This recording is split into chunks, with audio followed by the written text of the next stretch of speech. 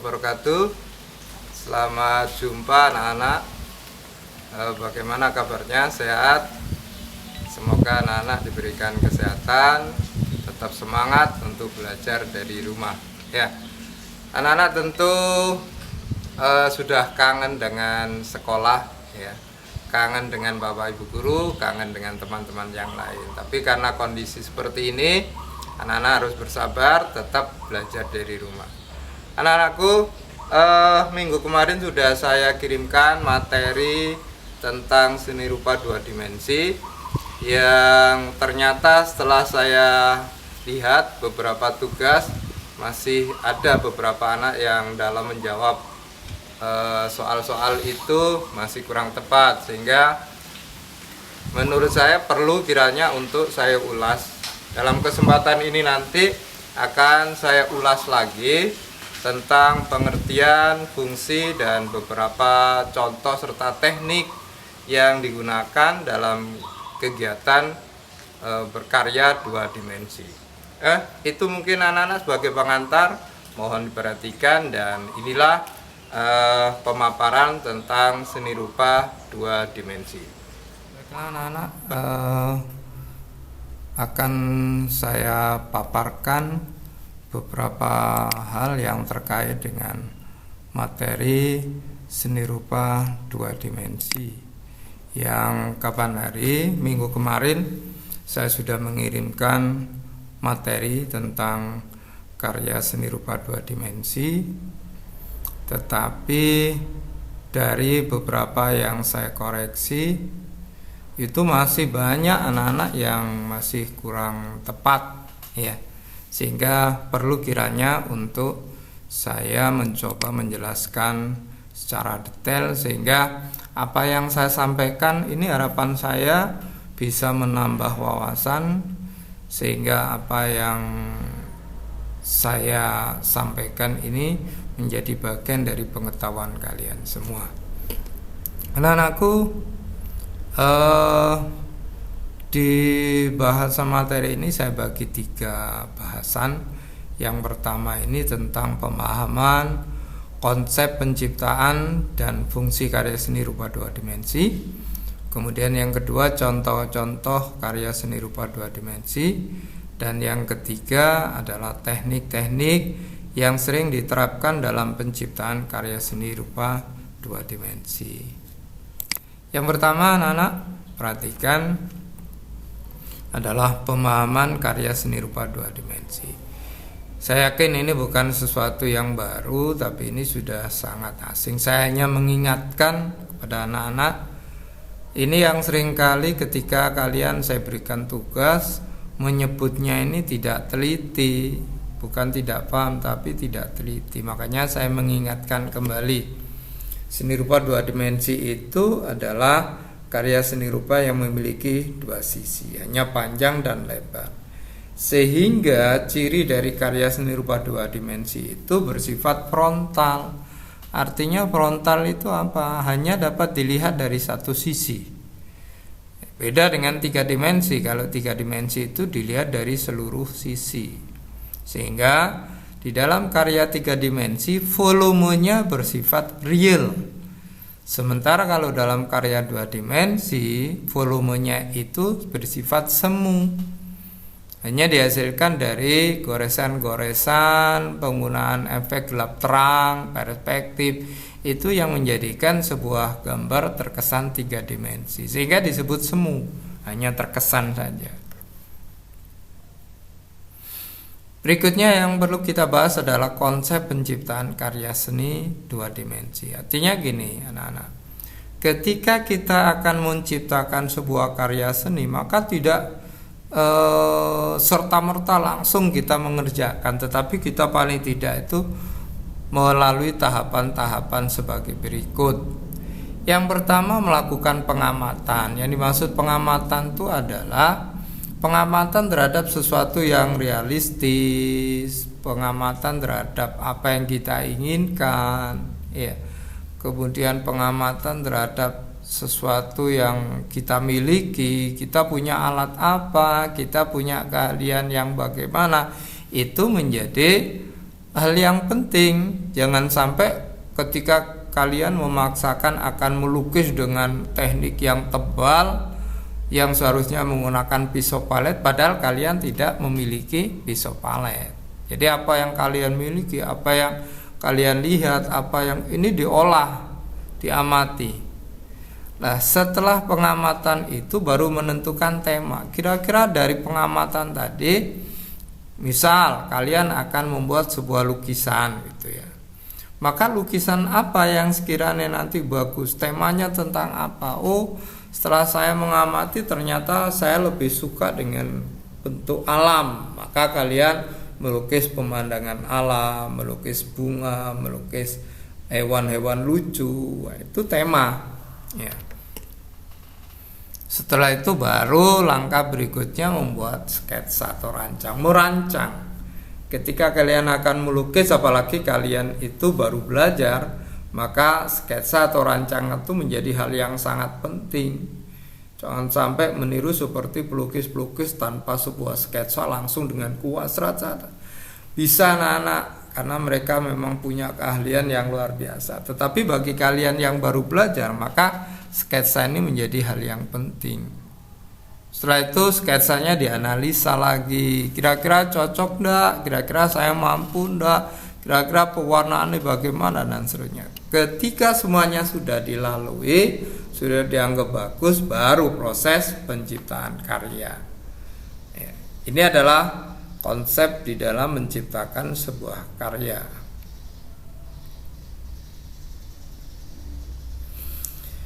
Selanjutnya anak-anak, kami akan jelaskan tentang fungsi seni. Yang kita tahu fungsi itu ada dua, yaitu fungsi individu dan fungsi sosial ya. Tetapi terkait dengan materi ini, saya tidak membahas fungsi individu dan fungsi sosialnya, tetapi saya menjelaskan tentang pemahaman seni rupa murni dan terapan ya. Apa saja yang termasuk murni, apa saja yang termasuk terapan, ini yang saya jelaskan. Kalau seni murni itu adalah karya seni yang memang ketika diciptakan yang menjadi pertimbangan hanya keindahan saja, baik keindahan sifatnya umum atau keindahan spesifik menurut si pencipta atau senimannya. Bagi seniman, keindahan itu yang tertinggi kadarnya. Kita tidak menampilkan bahwa setiap benda yang kita buat itu akan menyandang suatu fungsi. Tetapi yang dimaksud fungsi itu adalah fungsi praktis. Misalnya kursi ya untuk tempat duduk, meja, kita lihat meja makan berarti tempat kita melangsungkan kegiatan makan. Itu fungsi namanya. Nah, di dalam seni murni ini karya seni diciptakan semata-mata hanya untuk menunjukkan keindahannya saja. Jadi seniman tidak memperhatikan itu fungsi praktisnya apa. Itu disebut seni murni. Contohnya ada lukisan, kaligrafi. Nah, kaligrafi ada juga yang bersifat terapan. Tapi kebanyakan kaligrafi itu bersifat murni karena kaligrafi itu lebih banyak digunakan untuk menghias ya. Litografi atau cetak batu, hiasan dinding, fotografi pun ada yang terapan ya, tetapi fotografi ada juga yang murni. Ketika kalian memotret sebuah pemandangan, ketika kalian mengabadikan sebuah kejadian unik, ketika kalian mengabadikan seekor binatang yang lucu, maka saya yakin foto-foto itu hanya untuk keindahan, bukan untuk fungsi praktis. Beda ketika sebuah foto itu digunakan sebagai data. Jadi misalnya ketika kalian foto untuk ijazah, maka perhatikan fotonya tidak boleh macam-macam, posisinya harus duduk tegak, tidak boleh miring, tidak boleh menggunakan perhiasan berlebihan. Kenapa? Karena foto itu digunakan untuk data. Bahkan kalau kalian lihat SIM, fotonya itu di backgroundnya dikasih tinggi badan.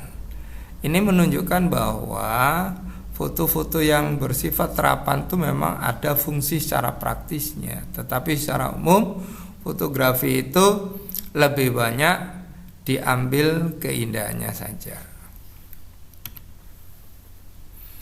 Yang berikutnya adalah pengertian seni rupa terapan. Sebaliknya dari dari seni murni tadi adalah seni terapan.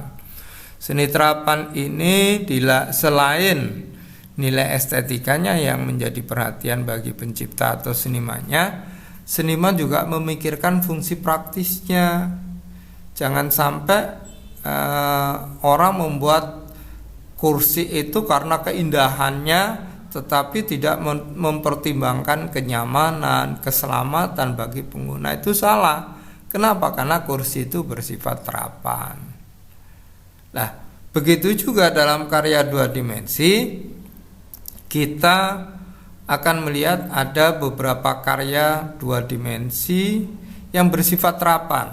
Misalnya ada kain batik, gambar poster, gambar iklan, ada banner, desain, spanduk. Ini semuanya adalah karya-karya 2 dimensi yang ketika dibuat, yang membuat tidak sekedar memikirkan keindahan, tapi fungsinya, sehingga harus diperhitungkan ukurannya, harus diperhitungkan objeknya apa, ya, dan sebagainya. Nah, seperti mozaik itu di murni saya sebutkan juga. Kenapa? Karena mozaik juga diterapkan untuk yang bersifat terapan. Semisal ada kaca-kaca yang mahal harganya, itu disebut kaca mozaik karena membuat motifnya itu dibuat dari potongan-potongan kaca yang berbeda-beda warnanya. Itu juga bisa disebut karya seni rupa 2 dimensi yang bersifat terapan. Baiklah anak-anak, selanjutnya akan saya tunjukkan beberapa contoh dari karya seni rupa 2 dimensi yang bersifat murni. Kita semuanya tahu lukisan itu murni, ya. Kemudian grafis itu murni. Fotografi ini kamu lihat bahwa fotografi itu masuk murni. Dan kenapa disebut murni? Coba kalau kita amati, orang yang memotret ini yang dipikirkan adalah ekspresi dari objeknya. Maka di situ kita amati lightingnya, ada hiasan-hiasan, ada bintik-bintik itu yang menjadikan objek itu semakin ekspresif. Ya. Nah, mural ini hanya menghias, tidak ada fungsi praktisnya, karena kepiawaian orang yang membuat, padahal ukurannya sebesar itu, tapi dia mampu menciptakan gelap terang, mampu menciptakan gradasi-gradasi. Ini luar biasa sekali. Nah, anak-anak, ini kenapa ukir ini saya masukkan murni? Umumnya ukir itu bersifat terapan, tapi coba kalau kita lihat apa fungsi dari ini semua. Kalau kita amati seperti lukisan, tetapi tekniknya menggunakan ukir, ya. Ukir itu gimana sih? Mengurangi bahan sedikit demi sedikit, akhirnya membentuk suatu bentuk yang diinginkan dengan alat khusus namanya pahat, ya. Itu disebut ukir. Tetapi ada juga ukir itu yang diterapkan pada sebuah benda terapan. Misalnya sebuah kursi, bagaimana kursi itu agar bagus, diberi ukiran, maka itu bersifat terapan. Tapi kalau ini sebuah kayak lukisan, ya, maka ini disebut murni. Hiasan dinding, kalau kita lihat, ini hiasan dinding yang tidak menyandang satu fungsi praktis. Dia berperan sebagai penghias di bagian blok dinding saja. Dengan gaya yang natural kita amati, hiasan ini benar-benar bisa menciptakan satu kesan natural pada sebuah ruangan. Sekarang yang bersifat terapan, anak-anak, kita tahu semuanya batik itu bersifat terapan, ya. bersifat terapan. Kenapa? Umumnya batik itu digunakan untuk baju, untuk taplak meja, untuk alas tidur, ya. Dan banyak lagi karya-karya batik yang digunakan sebagai bagian dari kebutuhan masyarakat, makanya disebut terapan.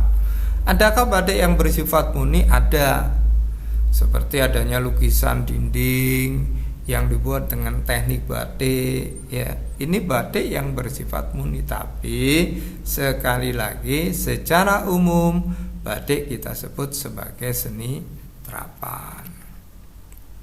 Nah, ini cover buku, cover majalah itu bersifat terapan. Kenapa?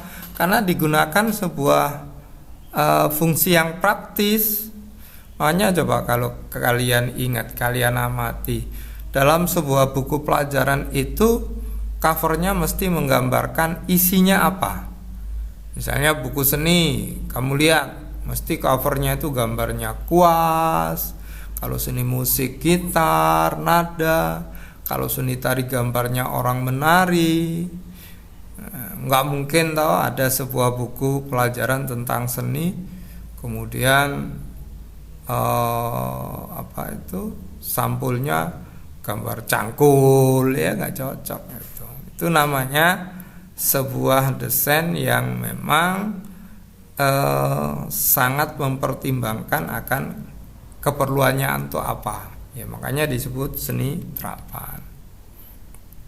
Poster, ya poster ini sebuah pesan yang pengen disampaikan, makanya ketika orang membuat poster harus memperhatikan banyak hal tentang apa yang ingin disampaikan, bagaimana supaya menarik, kata-katanya ya apa supaya singkat, nggak terlalu bulat. Nah, ini juga perlu menjadi pertimbangan. Makanya untuk membuat sebuah poster tidak asal-asalan, tetapi butuh pertimbangan banyak. Makanya inilah yang menjadikan kenapa poster masuk dari bagian karya terapan. Hiasan dinding, nah jelas di sini hiasan dinding yang dibuat ini hiasan dinding yang berfungsi sebagai jam, ya. Jadi penunjuk jam ada 1, 2, 3 dan seterusnya. Maka hiasan dinding yang seperti ini bisa dikategorikan sebagai karya terapan. Iklan produk, ya, kita lihat sebuah iklan itu wajib harus menarik. Kalau ada iklan yang tidak menarik, itu namanya tidak berhasil desainernya.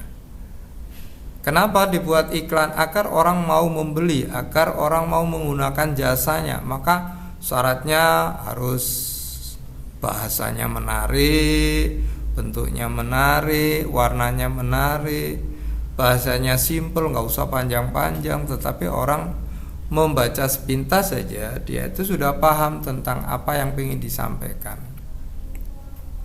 Kemudian ada logo. Logo itu menjadi lambang dari sebuah kelompok, sebuah instansi, sebuah perusahaan. Makanya ketika kita melihat logo itu akhirnya kita tahu identitasnya. Ketika kalian melihat ada huruf F yang warna putih, kemudian kotak backgroundnya biru, langsung kalian paham bahwa itu adalah logonya Facebook, ya. Kemudian Twitter itu lambangnya, itu disebut logo. Logo ini penting anak-anak, menjadi identitas sebuah perusahaan, sebuah perkumpulan, sebuah kelompok, ya. Seperti sekolah kita juga punya logo. Masing-masing sekolah memiliki logo yang menjadi ciri khasnya. Ada kain tenun juga masuk karya 2 dimensi. Ya, ini menjadi ciri khas dari beberapa daerah di Indonesia. Banner ini sangat familiar. Banner ini sebenarnya adalah bukan ini ya. Banner itu lebih mengarah ke sebuah teknik printing dengan menggunakan bahan khusus dengan ukuran yang relatif besar, itu yang disebut banner. Tentang bentuknya bisa macam-macam. Kalau bentuknya itu memanjang 1 meter kali 7, dan itu disebut spanduk.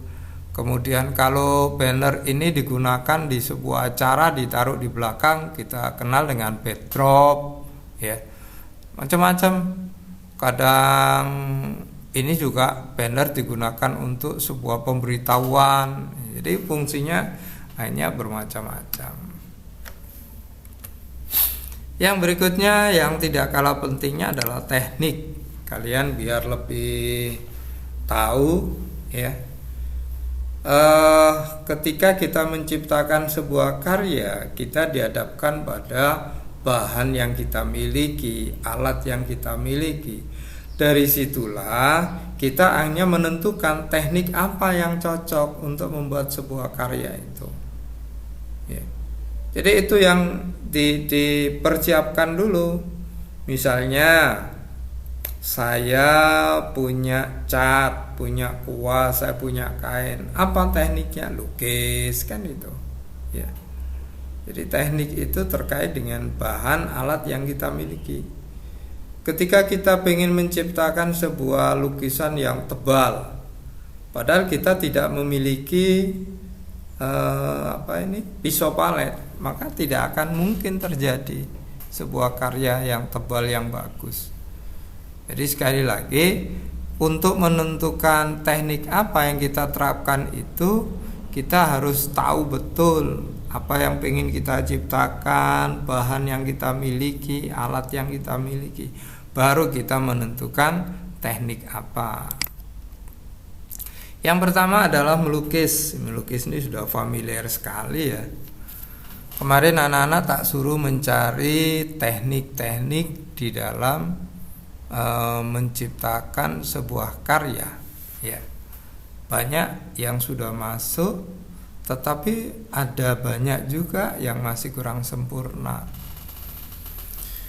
Kita tahu bahwa di dalam melukis itu ada sekian banyak teknik, jadi cukup satu saja untuk melukis. Kemarin ada yang menjawab tugas saya itu melukis, ada teknik transparan dimasukkan, teknik spray dimasukkan, jadi cukup satu saja karena ada banyak teknik sebenarnya, ya.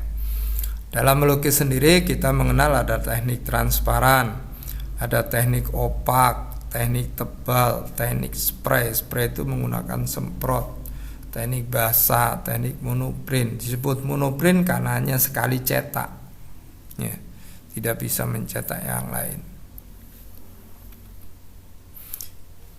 Ini contoh karya lukis yang menggunakan teknik tebal, menggunakan pisau palet ini.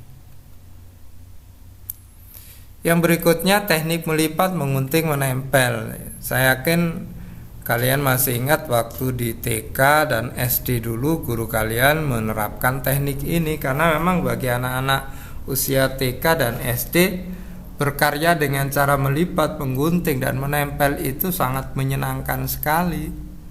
Dan ini juga akan berpengaruh pada gerak motorik kita, ya. Jadi karena ada perintah-perintah untuk menggerakkan, melipat, menggunting, dan seterusnya. Ini contohnya karya-karya anak yang dihasilkan dari teknik melipat, ya. Ini yang di atas ini melipat, kemudian ini mengunting dan menempel. Anak-anak diberi kesempatan. Ini biasanya anak-anak diberi tantangan, kotak yang biru digunting, tempelkan di mana yang sesuai. Jadi menggunakan apa istilahnya, ya, motorik otak kita untuk bekerja. Teknik mozaik tadi sudah sedikit saya singgung bahwa mozaik itu diciptakan dari kepingan-kepingan benda seperti kaca, batu, atau bahan yang lain. Sekarang banyak di TV kita lihat, di internet kita lihat lukisan atau gambar-gambar yang dibuat dari potongan-potongan. Ada yang potongan foto, ada yang dibuat dari potongan-potongan brosur, ada yang dibuat dari warna-warna yang ada pada iklan. Jadi mereka yang dibutuhkan itu adalah warna-warnanya, gelap terangnya, itu dibuat dari potongan-potongan itu. Bergantung pada kreativitas orang itu, ya. Sekarang ini kalau dulu itu sering kita temukan karya-karya mozaik itu pada bangunan-bangunan megah seperti di istana, di katedral, ya. Tapi sekarang ini banyak kita temukan di rumah-rumahnya orang kaya dalam bentuk kaca. Kacanya itu bermotif lah, motifnya itu dibuat dengan teknik mozaik, ya. Ataupun lukisan-lukisan dinding itu banyak juga sekarang. Nah, ini contoh menggabungkan batu, ada keramik, ya, dengan menggunakan semen sebagai media tempelnya. Yang berikutnya adalah teknik menganyam. Ini menganyam bukan hal yang asing buat kita, tetapi di era sekarang ini banyak sekali karya-karya menarik yang luar biasa yang dihasilkan dari teknik menganyam. Ya, kalau karya 2 dimensi itu banyak, lembaran-lembaran anyaman bambu itu banyak digunakan untuk atap, ya, plafon, dan digunakan untuk menghias dinding atau tembok. Ada juga teknik ini yang digunakan untuk membuat karya 3 dimensi seperti tas atau bentuk-bentuk kebutuhan yang lain yang menggunakan teknik menganyam. Ini contohnya lembaran yang menggunakan bahan bambu. Yang berikutnya adalah teknik mencetak. Mencetak ini membuat tulisan atau gambar dari klis atau kertas dengan bahan-bahan tertentu, dengan teknik-teknik tertentu. Cirinya anak-anak, kalau mencetak itu bisa menghasilkan benda lebih dari satu. Itu cirinya dari mencetak. Tetapi ada juga sebuah teknik mencetak tapi tidak bisa menghasilkan 2 benda, hanya 1 benda. Makanya disebut cetak monoprint. Hanya sekali saja, tidak bisa menghasilkan benda yang sama untuk yang kedua kalinya, hanya 1. Makanya disebut teknik monoprint. Kemudian ada cetak cahaya atau cetak sinar yang disebut fotografi. Sekarang ini cetak semakin canggih dengan perkembangan teknologi. Kayaknya banyak sekali karya-karya yang dihasilkan dari teknik mencetak ini. Ini contohnya desain buku, kemudian gambar poster yang dibuat dengan teknik mencetak. Berikutnya adalah batik. Anak-anak, sebenarnya batik itu lebih ke pemahaman gini, sebuah teknik membuat bentuk atau ragam hias dengan alat batu canting, dengan cairan yang disebut lilin atau malam, kemudian menggunakan teknik pewarnaan tertentu seperti ada teknik lorot, mewarna dan sebagainya. Tetapi dalam perkembangan sekarang ini ada juga batik-batik yang tidak atau sama sekali tidak menyentuh dari pemahaman batik. Coba kalau batik yang sebenarnya itu ada mencantingnya, ada menaruh lilin atau malamnya pada kain mori itu. Sekarang ada batik yang dibuat dengan teknik cetak. Makanya disebut dengan cetak printing. Batik printing karena menggunakan teknik cetak. Ada juga yang mirip atau memadukan antara teknik mencetak dengan teknik membatik yang disebut batik cap. Jadi yang dicapkan itu adalah kayak stempel besar di mana di situ ada bahan lilinnya yang ditempelkan di kain, setelah itu diwarna sebagaimana teknik batik. Ya. Ini adalah contoh karya batik. Yang berikutnya menenun. Nah, menenun itu beda lagi. Kalau membatik tadi itu dengan bahan pewarnaan tertentu, kalau tenun itu mengkombinasikan benang. Jadi saling menumpuk merajut benang menjadi motif tertentu. Ini tentu tidak semua orang bisa melakukannya. Tingkat kesulitannya cukup tinggi. Makanya kain-kain yang melalui proses tenun ini rata-rata harganya mahal. kain tenun, ada sarung untuk laki-laki yang mahal-mahal itu pun dengan proses penenunan. Jadi karena yang rumit itu membuat motif dengan cara menyilangkan merajutkan benang-benang yang ada, maka nilainya menjadi mahal. Kita tahu sebuah benda yang dibuat dengan teknik yang rumit, dengan teknik yang sangat butuh keahlian khusus, itu biasanya konsekuensinya harganya lebih mahal ya. Ini contohnya. Fotografi ini saya yakin sangat familiar dengan kalian. Kalau kita artikan teknik fotografi itu adalah mencetak dengan menggunakan cahaya. Fotos itu kan cahaya ya. Ada fotosintesis, berarti proses memasaknya tanaman dengan menggunakan cahaya ya. Ternyata membuat gambar dan tulisan pun juga bisa dengan menggunakan cahaya, tentu dengan alat yang disebut kamera. Makanya anak-anak, kalau kamu perhatikan di dalam fotografi, yang menjadi utama yang harus diperhatikan adalah bagaimana permasalahan lighting atau pencahayaannya. Untuk menghasilkan warna itu menjadi bagus, agar tidak terjadi warna yang backlight, itu harus diperhatikan. Karena memang utamanya sinar, fotografi itu sinar. Makanya disebut fotografi itu karena memang yang punya peran utama adalah sinar. Ketika tidak ada cahaya, maka kita tidak akan bisa menghasilkan sebuah tulisan atau gambar dengan, meskipun dengan teknologi kamera yang tinggi, tapi kalau sinarnya jelek tidak akan menghasilkan sebuah gambar yang optimal ya. Ini contoh fotografi ya. Sekarang anak-anak sangat familiar sekali dengan dunia fotografi. Demikian anak-anak, anak-anak, pesan saya tetap semangat belajar meskipun di rumah ya. Jangan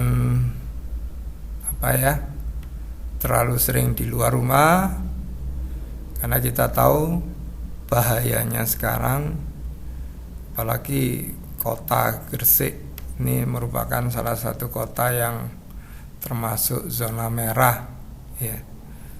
Maka anak-anak, pesan saya mohon hati-hati, dijaga kesehatannya ya, jaga pergaulannya sehingga tidak mudah berkomunikasi dengan orang yang tidak kita kenal. Karena kita tahu bahwa apa yang disebut OTG, orang yang tanpa gejala, itu saya yakin ada di sekitar kita ya, kita aja yang tidak tahu. Makanya anak-anak harus pandai menjaga itu ya.